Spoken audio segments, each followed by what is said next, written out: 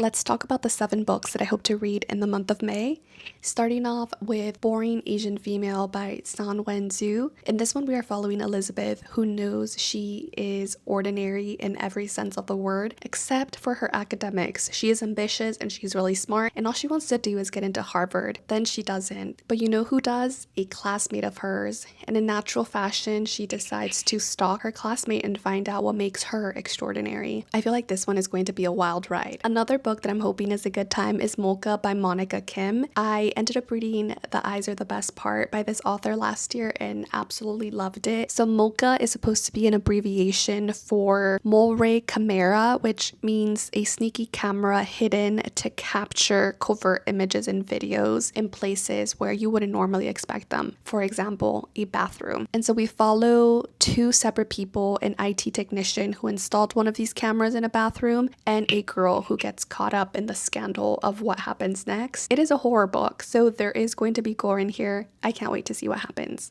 Next, we have The Caretaker. This is by Marcus Kliewer. This is about a woman named Macy who has been unemployed for a while, and after having several failed interviews, she comes across this flyer where it says, "Caretaker, urgently needed, only 3 days." And she's like, yeah, what can go wrong in this house that's in the middle of nowhere on the Oregon coast? I'm excited to read this and see what the hype around this author is about.